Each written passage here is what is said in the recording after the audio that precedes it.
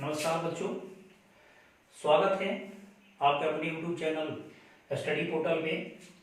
आज हम लोग यूक्लिड विभाजन एल्गोरिथम और यूक्लिड विभाजन प्रमेय को पढ़ेंगे। यूक्लिड विभाजन एल्गोरिथम क्या है, यूक्लिड विभाजन प्रमेय क्या है, इन दोनों को बारी बारी से डिस्कस करेंगे और इसका प्रयोग करके हम दो या दो से अधिक संख्याओं का महत्तम कैसे निकालते हैं उसको भी देखेंगे। तो सबसे पहले हम लोग देख लेते हैं कि ये प्रमेय का क्या होता है। किताब के अनुसार प्रमेय का एक सिद्ध किया हुआ कथन होता है। किताब के अनुसार प्रमेय का एक सिद्ध किया हुआ कथन होता है जिसका इस्तेमाल किसी दूसरे कथन को सिद्ध करने में हम लोग करते हैं। ये चीज किताब में इसका परिभाषा दिया हुआ है कि प्रमेय का एक सिद्ध किया हुआ कथन होता है जिसका इस्तेमाल हम किसी दूसरे कथन को सिद्ध करने में करते हैं। मतलब ये हुआ कि इसको हम सिद्ध कर नहीं सकते हैं लेकिन इसका प्रयोग करके किसी दूसरे कथन को सिद्ध कर सकते हैं। इसको अगर और अच्छे तरीका से अगर समझने का प्रयास किया जाए तो ज्योमेट्री में बहुत सारे थ्योरम मिले होंगे। उसमें से मैं एक थ्योरम ले रहा हूं छोटा सा कि अगर एक त्रिभुज है एबीसी, एक त्रिभुज है एबीसी जिसके तीन कोण ए बी और सी, तो एक त्रिभुज कोई भी त्रिभुज हो सकता है। तो ये जो त्रिभुज है इस त्रिभुज के तीनों कोण का योग 180 डिग्री होता है, यानी कोण A प्लस कोण B प्लस कोण C बराबर 180 डिग्री। ये क्या हुआ, तो एक ये थ्योरम है जो ज्योमेट्री में हम लोग को पढ़ना होता है और इसको हम लोग क्या करते हैं, सिद्ध करते हैं। लेकिन प्रमेय का इसको हम सिद्ध कर नहीं सकते हैं। ये एक सिद्ध किया हुआ कथन होता है और इसका इस्तेमाल करके किसी दूसरे कथन को हम लोग सिद्ध करते हैं। जैसे ये सिद्ध किया गया, इसको ये जो थ्योरम है कि त्रिभुज के तीनों कोणों का योग 180 डिग्री होता है उसको हम प्रमेय का नहीं कर सकते हैं। लेकिन एक दूसरे चीज पर अगर विचार की जाए कि अगर एक स्थिर बिंदु है, उस स्थिर बिंदु से अगर एक सीधी रेखा गुजरे और इस सीधी रेखा के एक ही साइड करने का मतलब या तो ऊपर या नीचे 180 डिग्री का कोण बनता है। ये जो कथन है कि अगर एक स्थिर बिंदु से अगर एक रेखा गुजरे और उस रेखा के एक ही ओर अगर 180 डिग्री का कोण बने, तो ये जो कथन है ये कथन स्वयं सिद्ध है। ये हम लोगों को पहले से ही सिद्ध करके मिला हुआ है, इसको हम लोग सिद्ध कर नहीं सकते हैं। तो इसको हम प्रमेय का बोल सकते हैं। समझ में आया? मतलब प्रमेय का एक वैसा कथन है जो पहले से ही सिद्ध होता है और उसको हम लोग सिद्ध कर नहीं सकते हैं, लेकिन इसका इस्तेमाल करके, इसका प्रयोग करके किसी दूसरे कथन को हम लोग सिद्ध कर सकते हैं। जैसे ये दो मिला, एक त्रिभुज है, ये त्रिभुज के तीनों कोणों का योग 180 डिग्री होता है। इसको हम सिद्ध कर सकते हैं, ये स्वयं सिद्ध नहीं है।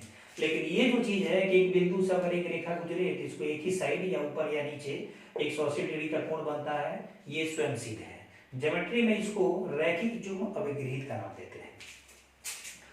रैखिक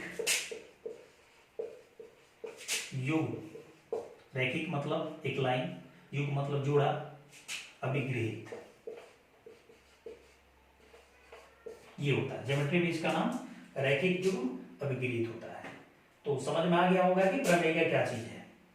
मैं एक बार फिर से बता दे रहा हूं कि प्रमेय का एक सिद्ध किया हुआ कथन है जिसका इस्तेमाल किसी दूसरे कथन को सिद्ध करने में किया जाता है या करते हैं। ठीक है, और इस प्रमेय का इस्तेमाल करके हम लोग एल्गोरिथम को प्राप्त करते हैं। जब हम इस प्रमेय का इस्तेमाल करके किसी सवाल को सॉल्व करते हैं तो जो सवाल बनाने की जो एक क्रमबद्ध चरण प्राप्त होता है, एक तरीका प्राप्त होता है, एक विधि प्राप्त होता है, और उस विधि के द्वारा जब सवाल को हम सॉल्व कर पाते हैं तो जो चरण का सामूहिक रूप होता है उसको हम एल्गोरिथम का नाम देते हैं। इसको अच्छी तरह से समझने के लिए हम लोग कुछ एग्जाम्पल का इस्तेमाल करें तो और बढ़िया हो सकता है। हालांकि इस यूक्लिड विभाजन एल्गोरिथम का इस्तेमाल दो या दो से अधिक संख्याओं का मसा निकालने के लिए किया गया है। मसा निकालने की इसके अलावा और भी बहुत सारी विधियां होती हैं, जैसे गुणनखंड विधि है, फैक्टर मेथड, दीर्घ विभाजन विधि है, दीर्घ विभाजन विधि है, उसके इस्तेमाल से भी हम लोग कर सकते हैं। लेकिन इस चैप्टर में, इस किताब में क्या किया है कि उन दोनों विधियों को छोड़ के एक नए विधि का इस्तेमाल किया है यूक्लिड विभाजन एल्गोरिथम से। तो आइए देखते हैं इस विधि का इस्तेमाल करके दो या दो से अधिक संख्याओं का मौसम कैसे निकालते हैं। बस एक क्वेश्चन मैं ये बताऊंगा और इस एक क्वेश्चन पे जो तरीका ये जो बताया जा रहा है, कैसे कैसे इसमें जो प्रोसेस है उसको कैसे कैसे लागू किया जा रहा है, अगर इसको हम बढ़िया समझ जाते हैं तो जो चैप्टर का बाकी क्वेश्चन है उसको हम बना सकते हैं। ठीक है,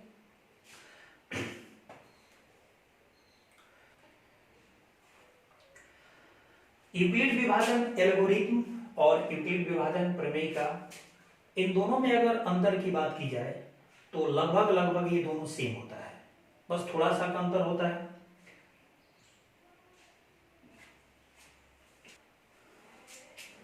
तो अब हम लोग देखते हैं कि यूक्लिड विभाजन प्रमेय का कैसे बना हुआ है। अगर मान लेते हैं कि दो धनात्मक पूर्णांक a और b दिए रहने पर, अगर दो धनात्मक पूर्णांक, अगर मान लेते हैं एक धनात्मक पूर्णांक a और दूसरा b है, अगर दो धनात्मक पूर्णांक a और b दिए रहने पर अगर a बड़ा हो b से, क्योंकि दो धनात्मक पूर्णांक है ये तो a और b, और इसमें ये पता नहीं है कि a बड़ा है कि b बड़ा है, लेकिन यहां मान लिया गया कि अगर a बड़ा हो b से, तो अगर a में b से अगर भाग करें, या a बटा b, इसको ऐसे भी लिख सकते हैं, अगर a में b से भाग करें तो दो अन्य धनात्मक पूर्णांक q और r प्राप्त होंगे, जिसे हम इस तरह से लिख सकते हैं, a बराबर bq प्लस r, जहां r का मान यानी शेषफल का मान 0 से बड़ा या बराबर और b से छोटा। ये जो फॉर्मूला मिला, ये जो नियम मिला, इस नियम का नाम हम देंगे यूक्लिड विभाजन प्रमेय का। और इस फॉर्मूला का जब हम लोग इस्तेमाल करेंगे और इस्तेमाल करके जब सवाल को हम सॉल्व करेंगे तो वहां हो जाएगा यूक्लिड विभाजन एल्गोरिथम।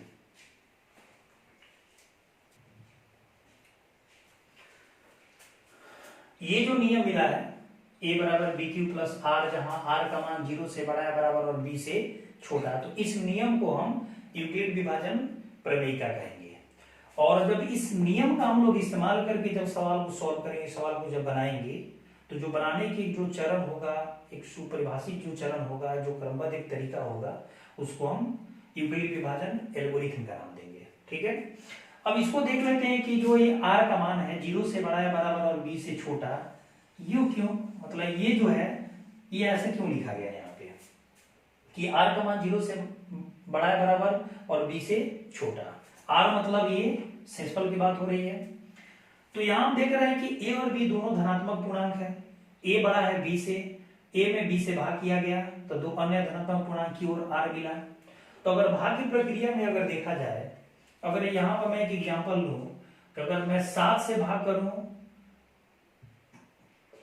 32 में, अगर 7 से 32 में अगर भाग किया गया तो 7 चौक 28, यहां मिला 4, 32 भाज्य हो जाएगा, 7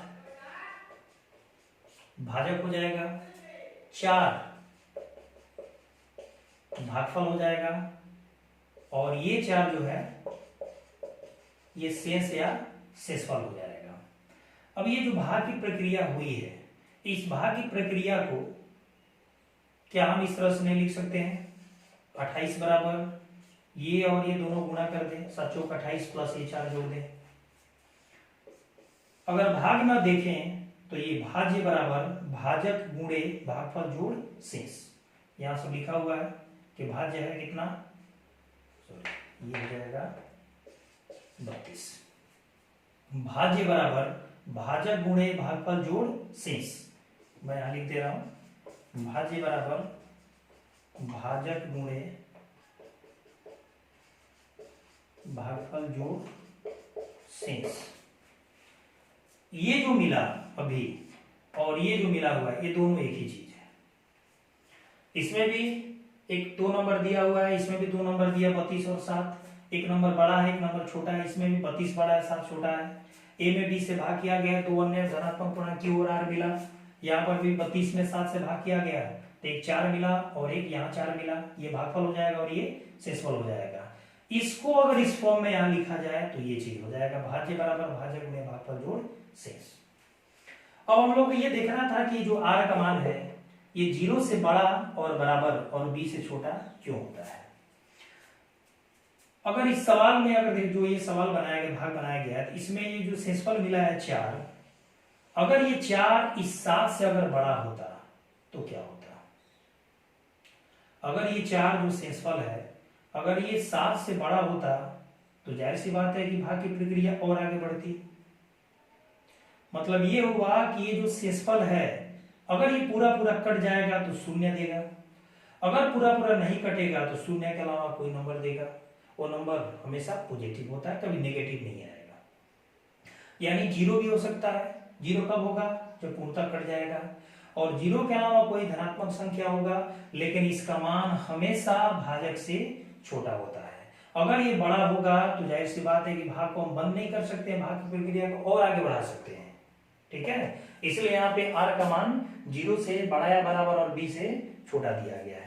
तो ये जो नियम है a बराबर बी क्यू प्लस आर, जहां r का मान 0 से बड़ा या बराबर और b से छोटा, इसको कहेंगे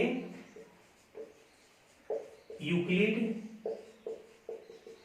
विभाजन प्रमेय का। इसी का नाम होता है यूक्लिड विभाजन प्रमेय का।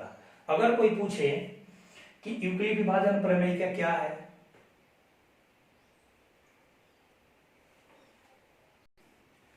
अगर कोई पूछे कि यूक्लिड विभाजन प्रमेय का क्या है तो इसको बताएंगे कैसे।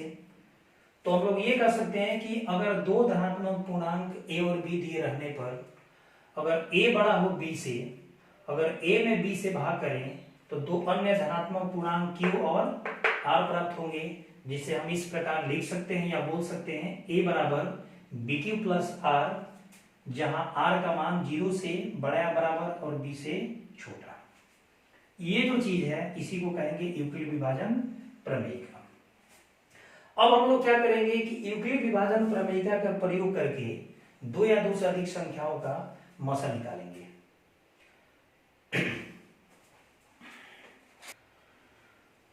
तो अब हम लोग यूक्लिड विभाजन प्रमेय का प्रयोग से 12,576 और 4,052 का मसा ज्ञात करेंगे।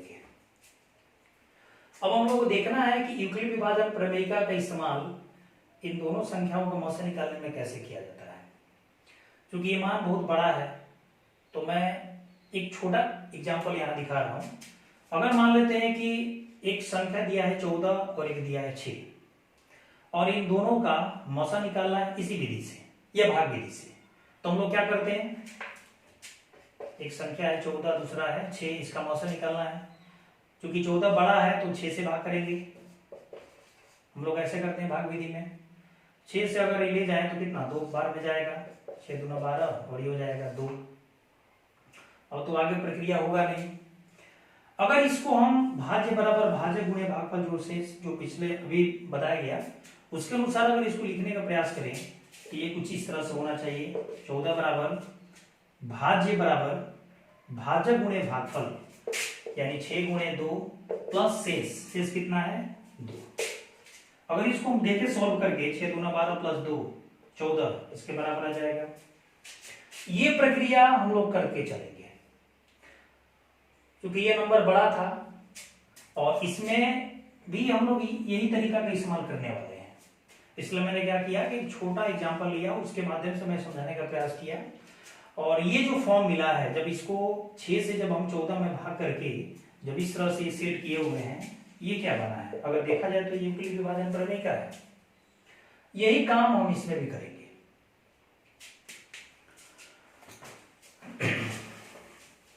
तो आइए देखते हैं। तो इसमें 12,576 और 4,052 का मौसा ज्ञात करना है। इसमें ये नंबर इस नंबर से बड़ा है, यहां दिखा देते हैं हल। ये नंबर बड़ा है, 12,576 बड़ा है 4,052 से, एक बार दिखाना पड़ेगा। अब हम लोग क्या करेंगे कि 12,576 में इतना से भाग करेंगे। कितना से भाग होगा 4,052 से, कितना में 12,576 में भाग होगा। तो ये 3 बार में जाएगा, पूरा पूरा तो कटेगा नहीं। 3 दूना 6, 5 3 15 के 5 और ये हो जाएगा 1 4 3 12। अगर घटाएं तो ये हो जाएगा 0, ये हो जाएगा 2, ये हो जाएगा 4, ये पूरा कट गया। अब ये जो भाग की प्रक्रिया यहाँ पर हुई है, ये जो शेषफल हम लोग को मिला है 420, क्या ये शेषफल का मान इससे बड़ा है? अगर ये बड़ा होता तो हम भाग की प्रक्रिया को और आगे बढ़ाते। 420 4052 से तो छोटा है, तो भाग तो होगा नहीं। तब इसको अगर यूक्लिड के फॉर्म में अगर हम डालें तो इसको हम डाल सकते हैं 12576 बराबर, यानी भाज्य बराबर भाजक गुणे भागफल। तो भाजक कितना है 4052 गुणे भागफल, भागफल कितना है 3 प्लस शेष कितना है तो 420। मतलब ये सवाल का जो मसला बनाने की जो प्रक्रिया थी उसका पहला स्टेप हम लोग कुछ इस तरह से प्राप्त होगा कि 12576 में जब 4052 से भाग किया गया तो 3 मर्त में गया और शेषफल 420 बच गया, यानी इसको जो यूक्लिड के फॉर्म में डाला गया तो भाज्य बराबर भाजक गुणे भागफल जोड़ शेष, ये मिला। अब हम लोग करके क्या देखना है इसमें कि हर स्टेप को हम लोग ऐसे ही सेट करते हुए चलेंगे और बस कहाँ देखना है तो शेषफल पे ध्यान देना है कि शेषफल कब शून्य आ रहा है। जिस टर्म में जिस स्टेप में शेषफल अगर शून्य आ जाएगा तो उस स्टेप का जो ये भाजक होता है, ये जो भाजक वाला जो जगह है, ये ही दो संख्याओं का मसल हो जाएगा। तो देखते हैं 12576 बड़ा है 4052 से, यहां देखते हैं इसमें इससे भाग किया गया 3 बार में, 12576 बराबर 4052 गुणे 3 बार में गया, शेषफल कितना बचा 420। क्या ये शेषफल 0 आया? नहीं आया। अब हम प्रक्रिया को फिर आगे बढ़ाएंगे, अब एक स्टेप और आगे ले जाएंगे और जब एक स्टेप और आगे जाएगा तो इसमें कौन भाज्य बनेगा, अब ये देखना है। तो जो पहले वाला भाजक है ये भाज्य बन जाएगा, इसमें ये भाज्य था, ये भाजक था, ये भागफल है और ये शेषफल है। लेकिन जब दूसरे स्टेप में हम प्रवेश करेंगे तो जो पहले वाला में भाजक था अब वो भाज्य बन जाएगा और जो शेषफल आया है ये भाजक बन जाएगा। मतलब हम लोग क्या करना है कि 4052 में 420 से भाग करना है। तो जब हम 4052 में 420 से भाग करेंगे तो कितना मर्त में जाना चाहिए 9 मर्त में।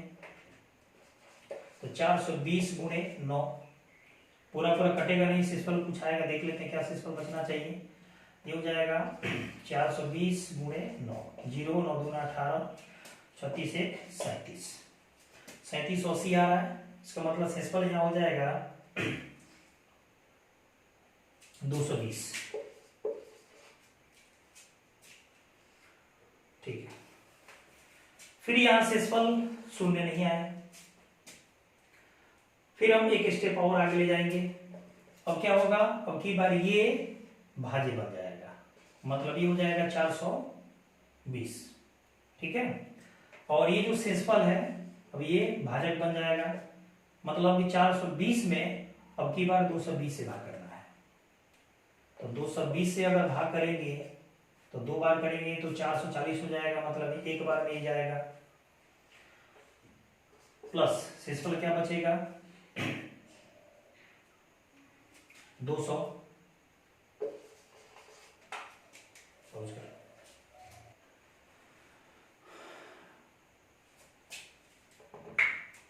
यहां थोड़ा सा मिस्टेक हो गया है, यहां 220 नहीं 272 होना चाहिए, क्योंकि 420 में 9 से गुणा करेंगे और जो शेषफल आएगा वो 272 आना चाहिए।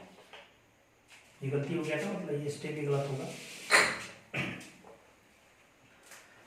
अब यहां क्या करेंगे कि फिर 420 में भाग करें कितना से 272 से, कितना बार में जाएगा, 2 बार तो होगा नहीं, 1 बार में जाएगा ये, और शेषफल कितना बचना चाहिए तो 148। अभी भी शेषफल शून्य के बराबर नहीं है, मतलब प्रक्रिया को हम लोग ऐसे ही आगे बढ़ाते चलेंगे। अब 272 में फिर भाग करेंगे 148 से, तो ये जाएगा 1 बार में और यहां शेषफल आना चाहिए 124। फिर शेषफल शून्य के बराबर नहीं है, फिर यहाँ 148 में भाग करेंगे 124 से, तो 124 एक बार में ये प्लस यहाँ हो जाएगा 24। शेषफल शून्य के बराबर नहीं है। एक स्टेप और आगे चलते हैं कि बार 124 में फिर भाग होगा 24 से, 24 5 120 और शेष बच जाएगा 4। ठीक है।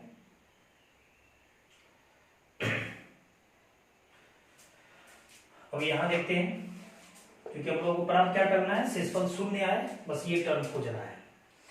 यहां पे शेषफल अभी 4 आया हुआ है, करते हैं 24 में भाग करेंगे इस 4 से, कितना बार 6 बार में जाएगा, शेषफल ये शून्य आ जाएगा। ये जो अंत वाला जो टर्म है इसमें शेषफल ये शून्य आ गया। जिस टर्म में, जिस स्टेप में शेषफल शून्य आ जाए उस स्टेप का जो ये भाजक वाला टर्म होता है, जो भाजक वाला पद होता है, यही मौसा होता है। तो यहां हम लोगों ने यूक्लिड विभाजन प्रमेयिका का प्रयोग करके 12,576 और 4,052 का मौसा निकाले हैं। ये पूरी प्रक्रिया है, और इस पूरी प्रक्रिया में जो जितने भी ये स्टेप ये मिले हुए हैं, पहला, दूसरा, तीसरा, चौथा, पांचवा, छठा और ये सातवां, ये सारे स्टेप में हम लोग करना क्या है कि हर स्टेप का जो शेषफल वाला हिस्सा है, हर स्टेप का जो शेषफल वाला हिस्सा है, उस हिस्से को देखना है कि कब शून्य आ रहा है। जिस स्टेप में शेषफल अगर शून्य आ जाए, उस स्टेप का जो भाजक होगा, वही भाजक उन संख्याओं का मौसा होता है। ये प्रक्रिया जो है, ये पूरी प्रक्रिया, ये पूरा जो ये एक एक स्टेप हम देख रहे हैं, ये सारा स्टेप यूक्लिड विभाजन प्रमेयिका से निकाला गया है। और जहां तक एल्गोरिथम की बात है, तो अगर पूरे चीज को अगर हम देखें, पूरा, ये पहला स्टेप, ये दूसरा स्टेप, ये तीसरा स्टेप, ये क्रमबद्ध एक तरीका यहाँ प्राप्त हो रहा है, एक विधि प्राप्त हो रहा है। इस विधि को, इस क्रमबद्ध तरीका को ही हम लोग एल्गोरिथम का नाम देते हैं। तो जब हम प्रमेयिका का इस्तेमाल करते हैं, यूक्लिड विभाजन प्रमेयिका का इस्तेमाल करते हैं, और इस इस्तेमाल से जब 2 या 2 से अधिक संख्याओं का जब हम लोग मौसा ज्ञात करते हैं, और मौसा ज्ञात करने में जो पूरी प्रक्रिया हम लोग को प्राप्त होती है, जो पूरी विधि ज्ञात होता है, उस पूरी प्रक्रिया और विधि को ही हम लोग एल्गोरिथम का नाम देते हैं।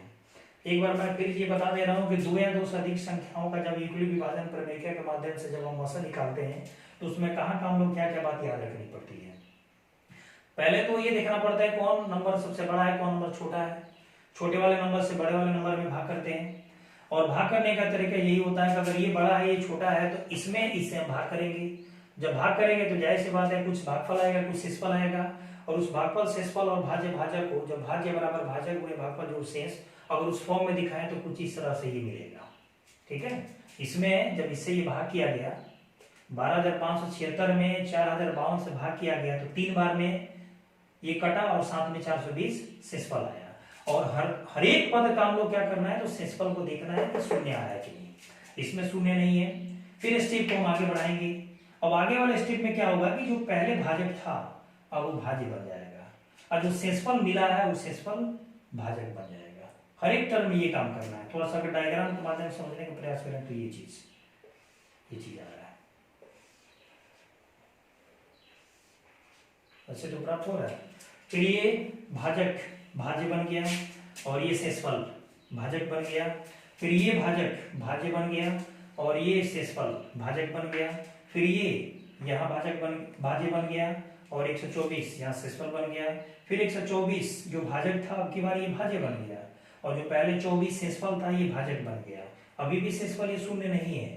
फिर यहाँ देखा गया तो ये 24, फिर ये भाज्य बन गया, और 4 यहाँ ये भाजक बन गया।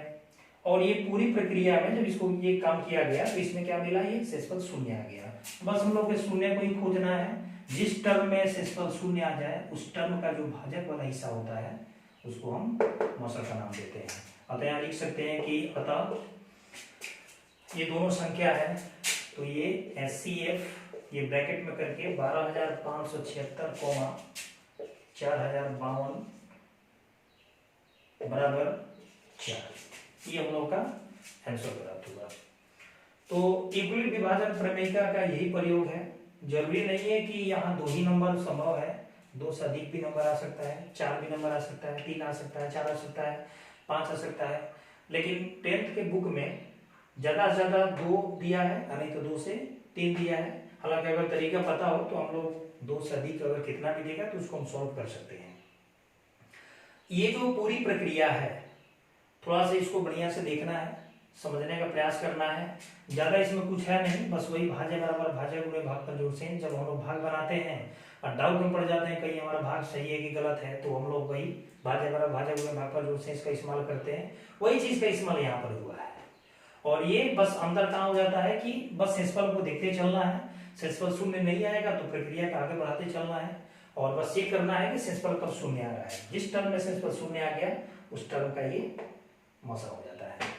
तो एक बार फिर से देख लेते हैं कि जो यूक्लिड विभाजन एल्गोरिथम और यूक्लिड विभाजन जो प्रमेयिका है, ये दोनों में क्या अंतर होता है और इसको कैसे परिभाषित करते हैं। मैंने समझाया कि जो यूक्लिड विभाजन प्रमेयिका है ये जब दो धनात्मक पूर्णांक ए और बी दिए रहने पर जब ए में अगर बी से भाग करें जब ए बड़ा हो तो 2 अन्य धनात्मक पूर्णांक क्यू और आर प्राप्त होते हैं, जिसे हम इस प्रकार लिख सकते हैं ए बराबर, या बोल सकते हैं ए बराबर बी क्यू प्लस आर, जहाँ आर का मान 0 से बड़ा बराबर और बी से छोटा, ये हो जाएगा।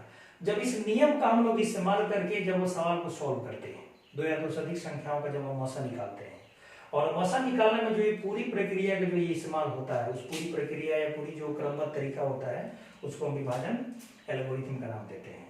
अगर जहाँ तक अंतर की बात है तो देखा जाए तो दोनों में लगभग दोनों सेम ही होते हैं, बस हल्का सा अंतर होता है। बस एक चीज है कि का प्रयोग करते हैं और दूसरा उसका वो साथ में निकल जाता है। ठीक है, मतलब प्रमेयिका का प्रयोग हुआ और एल्गोरिथम ये प्राप्त हो गया। तो हम लोग ये उदाहरण को लेकर ही समझे हैं, ये उदाहरण वाला ही क्वेश्चन है। बाकी जो चैप्टर का क्वेश्चन है उसको हम बनाएंगे, घर पे बनाएंगे।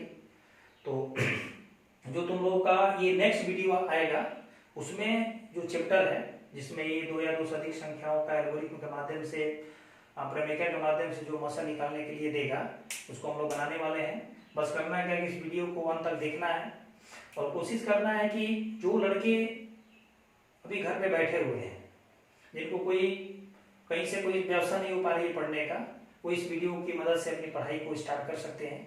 क्योंकि अभी पूरे देश में लॉकडाउन है, पूरे वर्ल्ड में लॉकडाउन है और कोविड-19 की वजह से सारा देश, पूरा विश्व परेशान है।